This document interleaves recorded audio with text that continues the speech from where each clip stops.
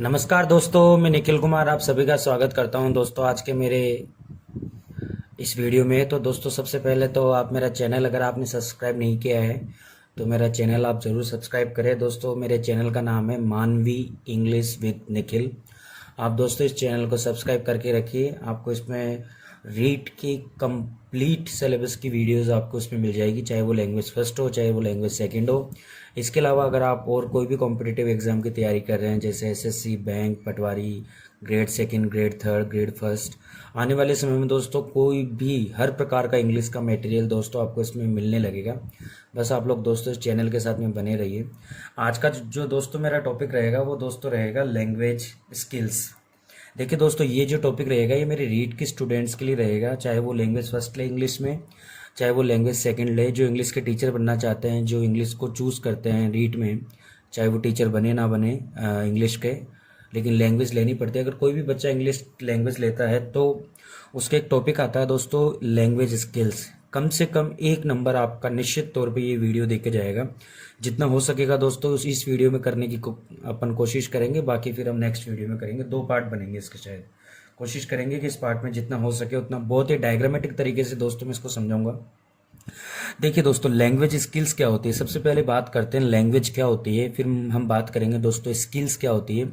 एक एक के ऊपर बात करके फिर कंबाइंडली बात करेंगे। सबसे पहले बात करते हैं दोस्तों लैंग्वेज क्या होती है। What is the language?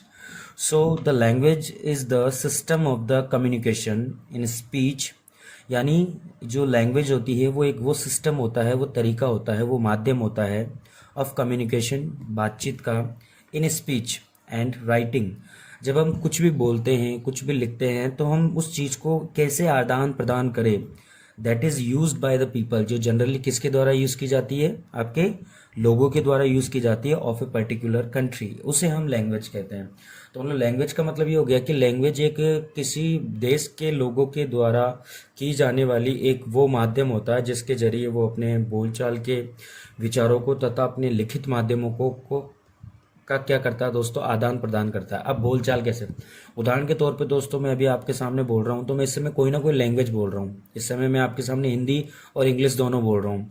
तो और अब मैंने ये चीज़ लिखी हुई है तो इस चीज़ को मैं आपको एक्सप्लेन करके समझा रहा हूँ, मतलब मैं कम्युनिकेशन कर रहा हूँ आपके साथ में, तो इसे लैंग्वेज कहते हैं।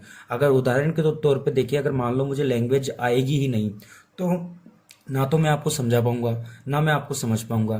तो दोस्तों लैंग्वेज बहुत इंपॉर्टेंट चीज़ है। लैंग्वेज के बिना दोस्तों आप ना तो आपकी बात सामने रख सकते हो ना किसी और की बात आप समझ सकते हो। उदाहरण के तौर पे हम किसी कभी कभार ऐसे किसी दुकान पे चले जाते हैं कपड़े लेने के लिए या कुछ और लेने के लिए, तो वहाँ पे उन लोगों की लैंग्वेज हमें समझ में नहीं आती, वो आपस में बातें करते रहते हैं। इसका मतलब ये है कि उनकी बातों को समझने के लिए हमें उनकी लैंग्वेज आनी जरूरी है। तो लैंग्वेज का मतलब होता है विचारों का आदान प्रदान। एक प्रकार से हम कह सकते हैं the exchange of ideas through communication via using a particular language. Okay, और देखिए लैंग्वेज क्या होती है, the system of the sound and the writing that human beings use to express their thoughts, ideas and feelings. यानी system of sound ये एक ध्वनि का वो सिस्टम होता है, एंड राइटिंग और लिखित का वो सिस्टम होता है, लिखित प्रारूप का वो सिस्टम होता है, दैट इज ह्यूमन बीइंग, जिससे कि जो कोई मानव है यूज टू एक्सप्रेस, जिससे कोई भी मानव उसका प्रयोग करता है एक्सप्रेस करने के लिए। क्या एक्सप्रेस करने के लिए? अपने विचार, अपने आइडियाज और अपनी फीलिंग्स। देखिए as I told you that if you don't know any language you cannot express your thoughts, you cannot express your ideas, you cannot even express your feelings before someone, before anyone. So you have to learn, you have to know any particular language in a particular region. So that is a language. So language means a communication way, language means a written communication way, language means a speech communication way. So language is a way that is used to express the ideas, the feelings and the thoughts in a particular language. Is it okay my friends?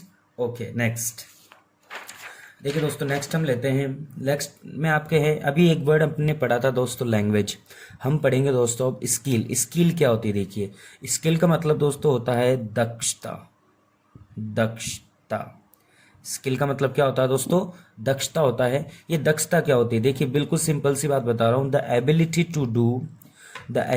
To do something well specially because of the training practice. किसी भी कार्य को सुव्यवस्थित करने का जो एक आपके अंदर जो योग्यता होती है, वो योग्यता क्या कहलाती है दोस्तों? स्किल कहलाती है। द एबिलिटी, एक वो एबिलिटी टू डू, करने की, समथिंग वेल, कुछ अच्छा करने की। आप कुछ अच्छा करने की अगर आपके अंदर एक एबिलिटी है तो उस एबिलिटी को इंग्लिश में क्या कहते हैं दोस्तों? स्किल कहते हैं। स्पेशली, और विशेष तौर पर, बिकॉज ऑफ ट्रेनिंग। अच्छा, कोई भी जो लर्नर होता है उसके अंदर स्किल्स का डेवलपमेंट कब होता है? स्किल्स का डेवलपमेंट किससे होता है दोस्तों? ट्रेनिंग से होता है और प्रैक्टिस से होता है। कैसे होता है? आप किसी चीज़ की बार बार प्रैक्टिस करते हैं तो बताइए आप उसमें दक्ष बनेंगे या नहीं बनेंगे? आप अगर मान लो दिन में 24 घंटे में से मान लो 10 घंटे रीडिंग करते हैं तो आपके अंदर रीडिंग स्किल्स डेवलप हो जाएगी। आप मान लो 24 घंटे में से 5 घंटे स्पीकिंग करते हैं तो आपके अंदर स्पीकिंग एबिलिटी डेवलप हो जाएगी। एबिलिटी कोई भी हो सकती है। एबिलिटी का मतलब यहाँ पे मैं पर्टिकुलर लैंग्वेज एबिलिटी की बात नहीं कर रहा, मैं केवल स्किल की बात, मैं स्किल वर्ड को समझाने की कोशिश कर रहा हूँ कि what is a skill. What is a skill? The skill is an ability to do something well, especially because of training. So the question will be asked to you that in which way we can achieve or we can get a skill. यानी वो कौन सा माध्यम होता है जिससे हम skill को प्राप्त कर सकते हैं? So the answer will be training and the answer will be practice. Is it okay my dear friends? So ability, किसी भी कार्य को करने की दक्षता को हम क्या कहते हैं? स्किल कहते हैं। ओके दोस्तों, नेक्स्ट। अब देखिए दोस्तों, आपके लैंग्वेज स्किल्स की बात करें। अब लैंग्वेज स्किल्स को प्रॉपर अगर अपन देखें, लैंग्वेज स्किल्स क्या होती है, तो देखिए लैंग्वेज स्किल्स आपके बेसिकली 4 होती है। LSRW क्या होती है दोस्तों? LSRW। So my dear friends, language skills क्या होती है? यानी भाषा। लैंग्वेज का मतलब भाषा, स्किल का मतलब दक्षता। यानी भाषा में क्या क्या होता है? तो देखिए भाषा में सुनना भी होता है, भाषा में बोलना भी होता है, भाषा में पढ़ना भी होता है और भाषा में लिखना भी होता है। यानी जब कोई एक व्यक्ति इन 4 बेसिक स्किल्स में से अगर किसी भी एक स्किल में अगर डेवलप हो जाता है तो उसे लैंग्वेज स्किल्स के नाम से जानते हैं। देखिए, it is the 4 basic skills of the language learning. LSRW क्या है दोस्तों? LSRW आपके लैंग्वेज स्किल्स के 4 बेसिक स्किल्स है। लैंग्वेज लर्निंग के 4 बेसिक स्किल्स आपके कौन से कहलाते हैं? LSRW। तो क्वेश्चन आपके बनता है, सिंपल सा क्वेश्चन बनता है, LSRW is a, so it is a language learning skill. It is a language learning skill, or we can say it is the 4 basic skills to learn the target language. यानी किसी भी target language को सीखने का जो एक skill होता है, जो एक तरीका होता है, वो तरीका आपका क्या कहलाता है दोस्तों? LSRW कहलाता है। A set of the 4 capabilities. देखिए, a set of the 4 capabilities, ये 4 योग्यताओं का एक सेट होता है, एक मिश्रण होता है, जो कि दैट अलाउ एन इंडिविजुअल, जो कि एक किसी इंडिविजुअल को अलाउ करता है, किस बात के लिए अलाउ करता है? टू कॉम्प्रीहेंड, समझने के लिए, and the produce spoken language, और प्रोड्यूस करने के लिए मतलब समझने के लिए और बताने के लिए। देखिए दोस्तों, मैं आपको समझाता हूँ लैंग्वेज स्किल्स क्या होती है। लैंग्वेज स्किल्स का मतलब होता है दोस्तों कि आप किसी भी चीज़ को जब समझने के काबिल हो जाते हैं और जब आप उस चीज़ को एक्सप्रेस करने के काबिल हो जाते हैं तो आपके अंदर लैंग्वेज स्किल्स की डेवलपमेंट होना शुरू हो जाती है।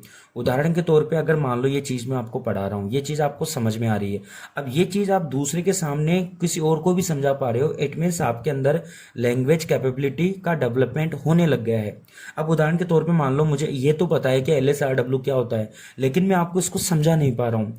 It means I don't have any language capability. इसका मतलब ये है कि मुझे समझ में आ गया है लेकिन मैं उसको एक्सप्रेस नहीं कर पा रहा हूँ, मतलब मेरे अंदर लैंग्वेज कैपेबिलिटी नहीं है, लैंग्वेज स्किल्स मेरे अंदर नहीं है। क्योंकि लैंग्वेज स्किल्स का मतलब केवल रीडिंग करना नहीं होता, लैंग्वेज स्किल्स में लिसनिंग भी आती है, स्पीकिंग भी आती है, रीडिंग भी आती है, राइटिंग भी आती है। तो इसका मतलब ये है कि लैंग्वेज स्किल्स में 4 बेसिक स्किल्स होती है जिसे हम LSRW कहते हैं। आगे अपन देखेंगे दोस्तों ये क्या होते हैं। And produce spoken language for the proper and effective interpersonal communication. देखिए इंटरपर्सनल कम्युनिकेशन, ये इंटरपर्सनल कम्युनिकेशन क्या होता है? इंटरपर्सनल कम्युनिकेशन का मतलब होता है व्यक्ति से व्यक्ति की के बीच में जो बातचीत होती है, जैसे मेरे और आपके बीच में अगर कोई बातचीत होगी तो उसे इंटरपर्सनल कम्युनिकेशन कहते हैं। और इस इंटरपर्सनल कम्युनिकेशन को इफेक्टिव तरीके से अरेंज करने के लिए हमें लैंग्वेज स्किल्स की ज़रूरत पड़ती है। जैसे मैं और आपके और मेरे बीच में सही बॉन्डिंग कब होगी, जब आप मुझे सुनेंगे और मैं आपको सुनूंगा। अब आप मुझे लिसन का मतलब आप मुझे सुन नहीं रहे हैं, आप केवल स्पीकिंग कर रहे हैं, तो वो भी लैंग्वेज स्किल्स नहीं है।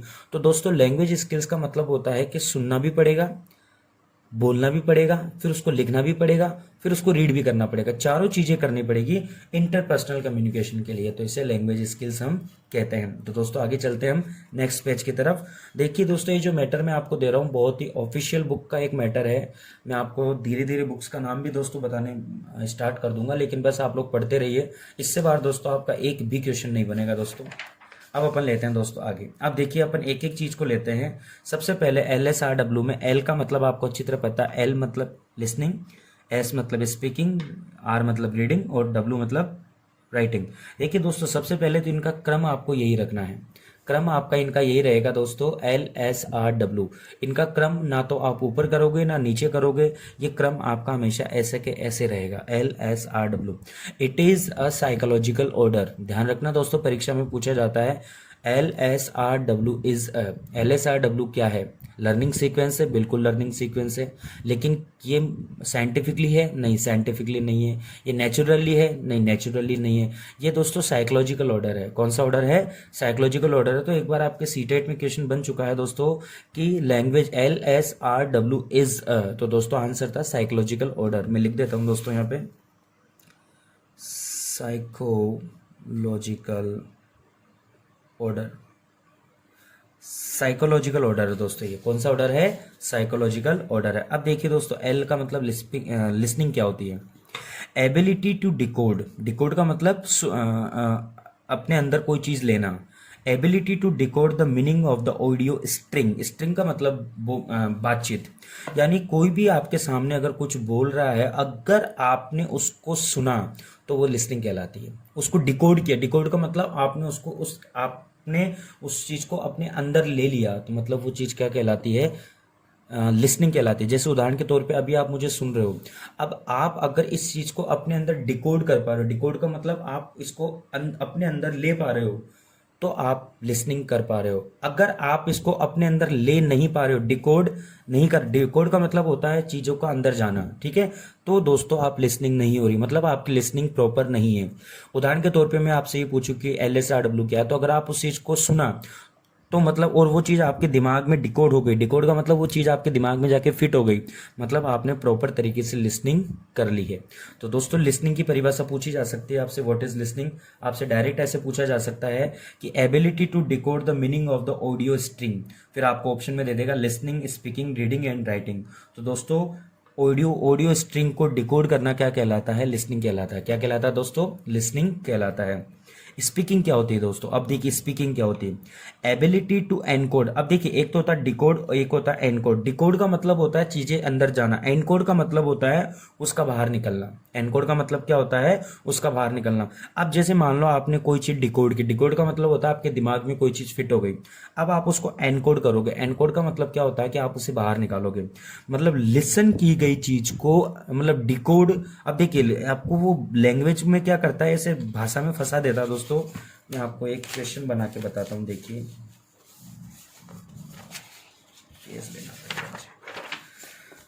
क्वेश्चन बनाता हूं। देखिए मैं एक वर्ड मैंने लिखा डी कोड, एक वर्ड तो मैंने लिखा डी कोड, एक वर्ड मैंने लिखा दोस्तों एनकोड। ये दोस्तों फिर लाइट चली गई है,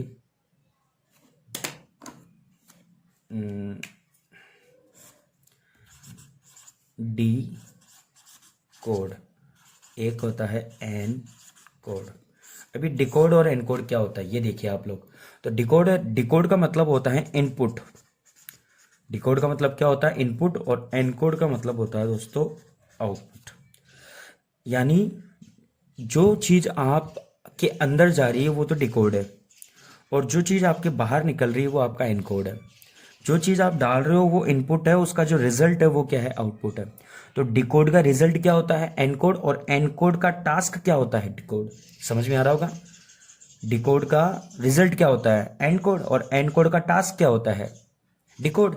उसी प्रकार इनपुट का रिजल्ट क्या होता है आउटपुट, और आउटपुट का टास्क क्या होता है इनपुट। समझ में आ गया होगा दोस्तों आपको। ठीक है, तो अब मैं आपकी अगर बात करूँ LSRW, तो देखिए एल का मतलब है कोई चीज़ आपके अंदर जा रही है तो मतलब ये डिकोड है। स्पीकिंग का मतलब है आप चीज़ बोल रहे हो तो ये एनकोड है। फिर रीडिंग आपके अंदर फिर आपके अंदर जा रही है तो मतलब ये डिकोड है। रीडिंग आपके बाहर आ रही है मतलब ये आपका एनकोड है। मतलब ये आपकी इनपुट है, ये आपका आउटपुट है, ये आपकी इनपुट है, और ये आपका क्या है आउटपुट है। ये लो दोस्तों, बिल्कुल क्लियर हो गया। तो बस आप समझते जाइए, समझने से ही चीज़ें आसान बनती है दोस्तों। ऐसे कोई भी चीज़ आसान नहीं बनती है, समझना पड़ता है दोस्तों। ओके दोस्तों, हम लेते हैं और देखिए। तो दोस्तों लिसनिंग क्या हो गई, लिसनिंग का मतलब क्या हो गया, लिसनिंग का मतलब हो गया ability to decode the meaning of the audio string. यानी किसी भी जो ऑडियो चीज होती है उसको स्ट्रिंग करना, उसको कुल मिला के उसको आपके दिमाग के अंदर डालना क्या होता है। दिमाग के अंदर जब वो चीज चली जाती है तो दोस्तों वो चीज क्या कहलाती है आपके लिसनिंग कहलाती है दोस्तों। क्या कहलाती है, लिसनिंग कहलाती है। उस चीज को हम क्या कहते हैं दोस्तों, लिसनिंग कहते हैं। उसके बाद में दोस्तों बात करें स्पीकिंग क्या होती है, तो दोस्तों स्पीकिंग का मतलब होता है एबिलिटी टू एनकोड। यानी जब आप जो आपने सुना जब आप उसको बाहर निकाल देते हैं किसके जरिए, थॉट्स के जरिए और कंसेप्ट्स के जरिए इनटू ओरल फॉर्म। मतलब बातचीत के ओरल फॉर्म, ओरल फॉर्म का मतलब होता है स्पोकन फॉर्म। मतलब आपकी सुनी हुई चीज को आपने अपने अंदर लिया और उसको आपने अपने विचारों के और एक कॉन्सेप्ट के माध्यम से मौखिक रूप से बाहर निकाल दिया, तो इस चीज को क्या कहते हैं दोस्तों, स्पोकन कहते हैं, स्पीकिंग कहते हैं। उदाहरण के तौर पे आप मुझे सुन रहे हो कि डिकोड क्या होता है, डिकोड क्या होता है।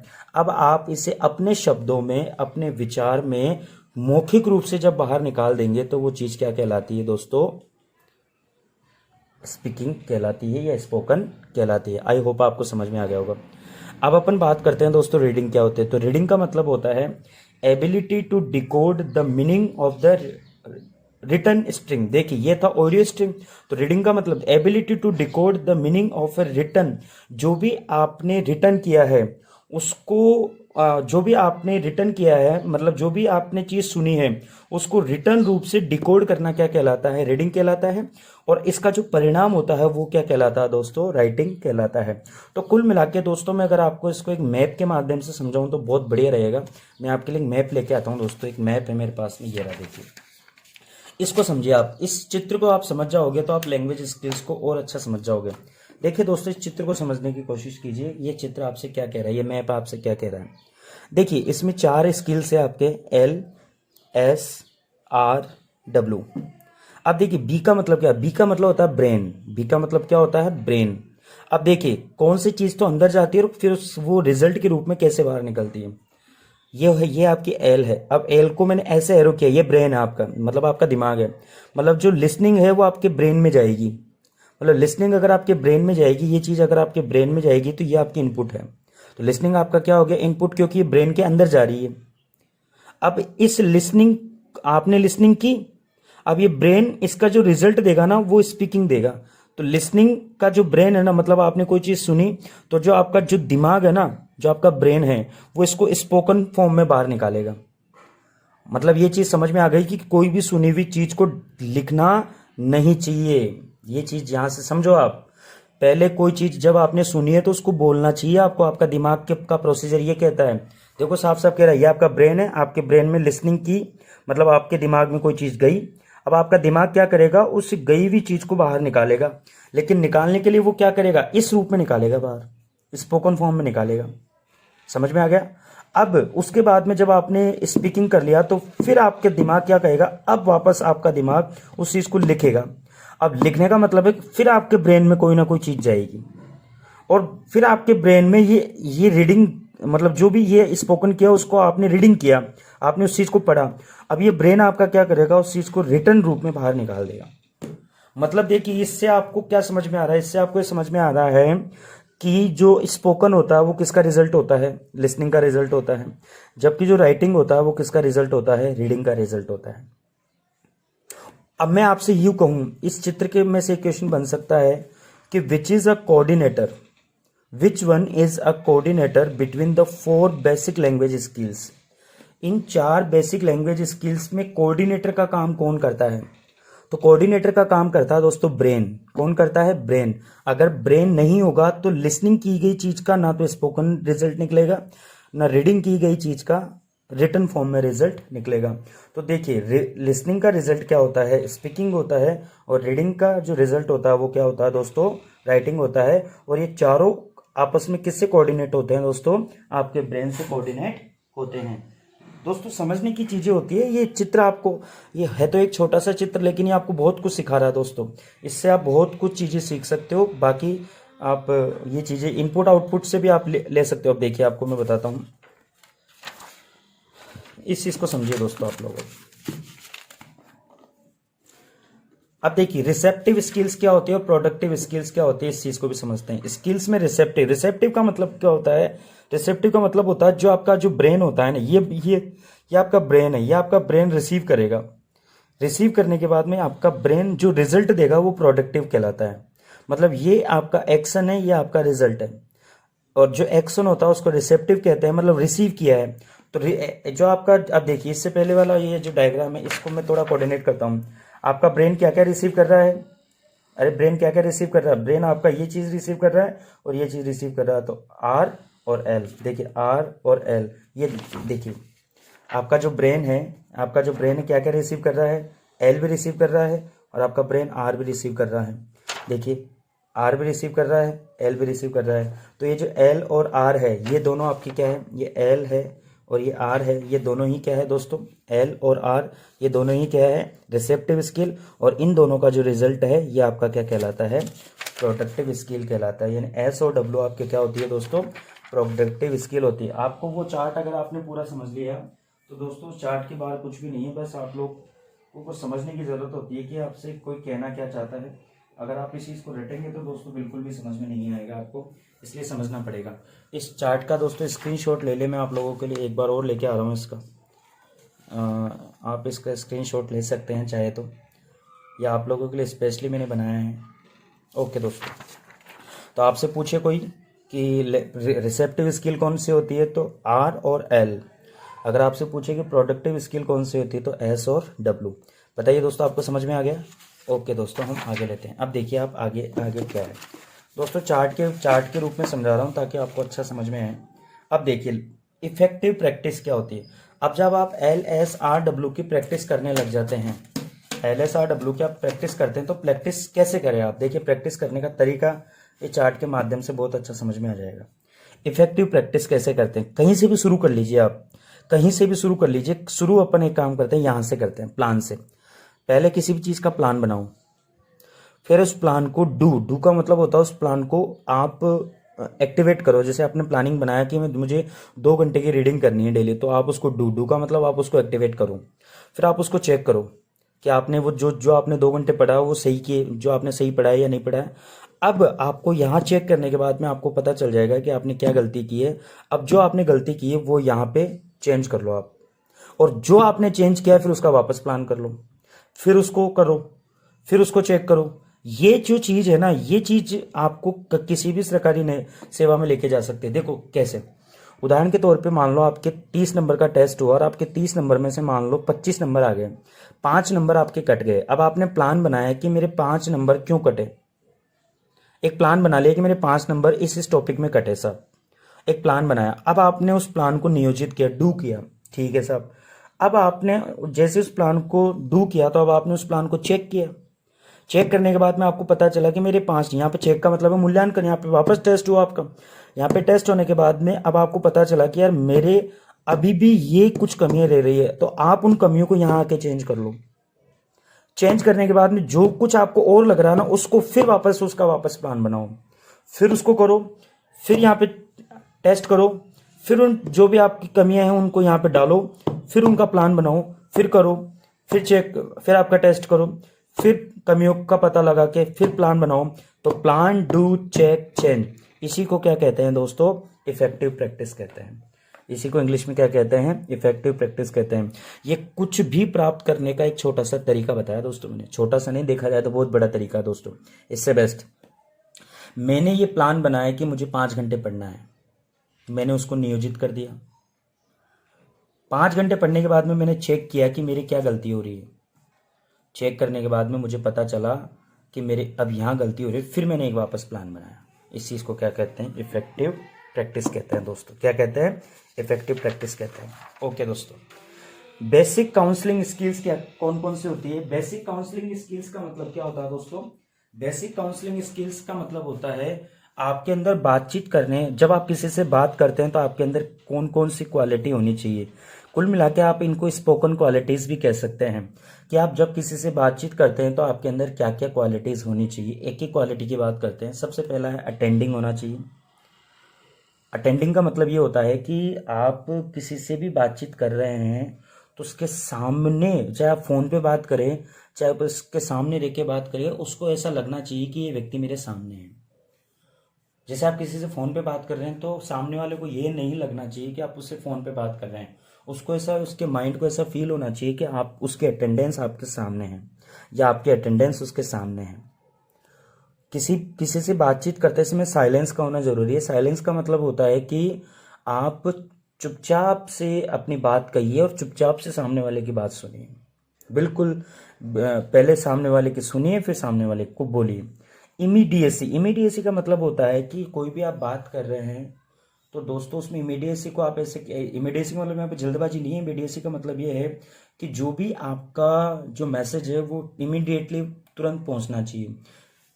ऐसा नहीं है कि आपका मैसेज, आप बातों बातों में बात कर रहे हैं लेकिन आपका मैसेज ही नहीं पहुंच पा रहा है, तो इमीडिएसी को हम ऐसे समझ सकते हैं।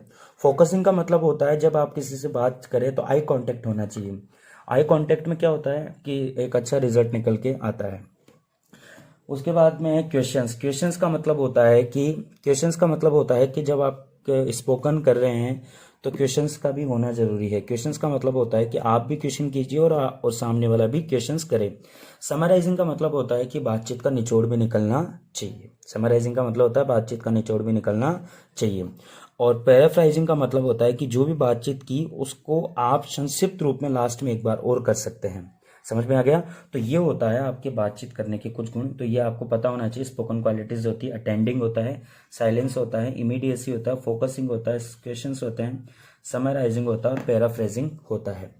इसके आगे दोस्तों हम नेक्स्ट वीडियो में देखेंगे, क्योंकि लाइट भी नहीं आ रही है तो हो सकता है कि आपको प्रॉब्लम आ रही हो, तो हम नेक्स्ट वीडियो में देखेंगे दोस्तों। इसी को पार्ट 2 में आपको लेके आऊँगा।